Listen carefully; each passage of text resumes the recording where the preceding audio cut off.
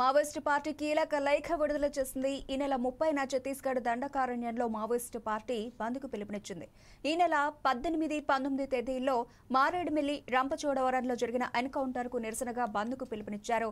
Maoist party polit bureau సభ్యుడు దేవ్జీ సహా మరో 50 మంది పోలీసుల అదుపులో ఉన్నారని ఆ లేఖలో పేర్కొంది.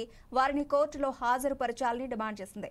మావోయిస్టు నేత వికల్ప్ పేరిట 2 పేజీల లేఖను విడుదల చేశారు. అలాగే నవంబర్ 18వ తేదీన జరిగిన హిడ్మా ఎన్కౌంటర్ గురించి అందులో ప్రముఖంగా ప్రస్తావించడం జరిగింది.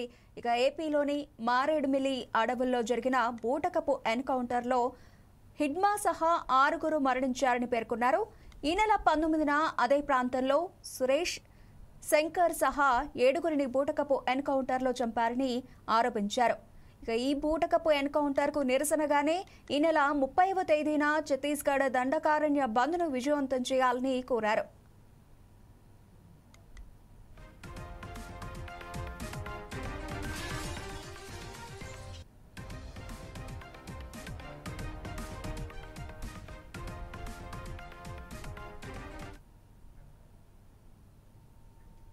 మావోయిస్టు పార్టీ కీలక లేఖ అయితే బయటపడింది. మావోయిస్టుల లేఖకు సంబంధించి మరింత సమాచారం మా ప్రతినిధి రాజేంద్ర ప్రసాద్ అందిస్తారు. రాజేంద్ర ప్రసాద్. Thank you Revathi. గత కొద్ది రోజులుగా మావోయిస్టులకు సంబంధించిన వరుస ఘటనలు చోటు చేసుకుంటున్నాయి. ఇటు తెలంగాణ, అటు ఆంధ్రప్రదేశ్, మహారాష్ట్ర, ఛత్తీస్గఢ్, మధ్యప్రదేశ్ రాష్ట్రాల్లో మొత్తం కూడా పోలీసు భద్రతా బలగాలు పెద్ద ఎత్తున అడవుల్లో మోహరించి నక్సల్స్ ఏరివేషన్కు కగార్ ఆపరేషన్ కార్యక్రమాన్ని కొనసాగిస్తున్నాయి. ఈ నేపథ్యంలో ఇటీవల కాలంలో ఏపీలోని అల్లూరి సీతారామరాజు జిల్లా పరిధిలో ఉన్న దండకారణ్యంలో వరుసగా జరిగిన 2 ఎన్కౌంటర్లో 13 మందికి పైగా మావోయిస్టులు మృతి చెందారు. అందులో 2 అగ్రనేతలతో పాటు మరో రాష్ట్ర నేతలు కూడా ఉన్న పరిస్థితి. ఈ నేపథ్యంలోనే మావోయిస్టుల ఏదైతే ఎన్కౌంటర్ ముచ్చిన ఘటనను మావోయిస్టు పార్టీ తీవ్రంగా నిరసిస్తూ ఈ నెల 23వ తేదీన దేశవ్యాప్తంగా నిరసన కార్యక్రమాలు కూడా నిర్వహించింది. అయినప్పటికీ కూడా కగార్ ఆపరేషన్ కొనసాగుతూనే ఉంది. ఈ నేపథ్యంలోనే ఈ నెల 30వ తేదీన ఛత్తీస్గఢ్ దండకారణ్యంలో బంద్కు పిలుపునిచ్చారు.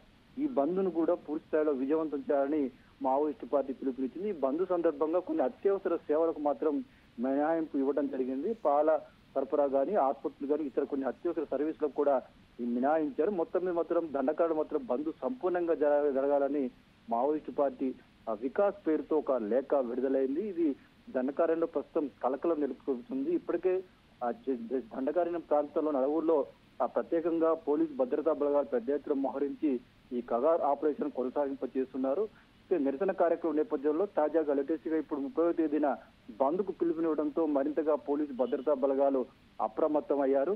అది ఛత్తీస్గఢ్ కానీ, తెలంగాణ, ఏపీ, ఇతర రాష్ట్రాలకు సంబంధించిన సరిహద్దు ప్రాంతాల్లో కూడా భారీగా మోహరించి ఎప్పటి నుంచి ముందస్తు జాగ్రత్త చర్యలు తీసుకునే పరిస్థితులు కూడా కనిపిస్తా ఉన్నాయి. ఏదేమైనా బంద్ను విఫలం చేసేందుకు భద్రతా బలగాలు ప్రయత్నిస్తుంటాయి. అయితే ఈ నేపథ్యంలోనే బంద్ను విజయవంతం చేసేందుకు కూడా మావోయిస్టులు ప్రయత్నం చేసే అవకాశాలు కూడా ఉన్నాయి.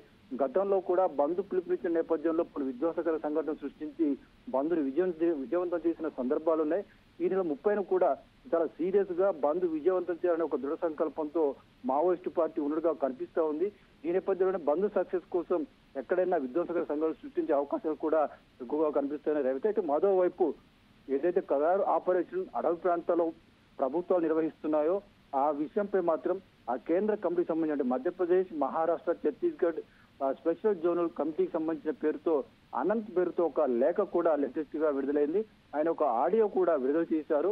2026 జనవరి 1వ తేదీన తాము ఆయుధాలను వదిలేందుకు సిద్ధంగా ఉన్నామని, మధ్యప్రదేశ్, మహారాష్ట్ర, ఛత్తీస్గఢ్ రాష్ట్ర ప్రభుత్వాలు సంపూర్ణంగా సహకరించాలని, ప్రస్తుతం దండకారణ్యంలో కొనసాగుతున్న కగార్ ఆపరేషన్ ను నిలిపివేసి తమకు సహకరిస్తే తాము కూడా ఆయుధాలు వదిలేందుకు సిద్ధంగా ఉన్నామని కేంద్ర కమిటీలు ఈ మేరకు నిర్ణయం తీసుకున్నట్లు కూడా ఆయన అనంత్ స్పష్టం చేసిన పరిస్థితి. కేంద్ర కమిటీలో నిర్ణయం తీసుకునే తాను ఈ నిర్ణయాన్ని ప్రకటిస్తున్నామని ఒక లేఖను, తర్వాత ఆడియోను కూడా విడుదల చేశారు.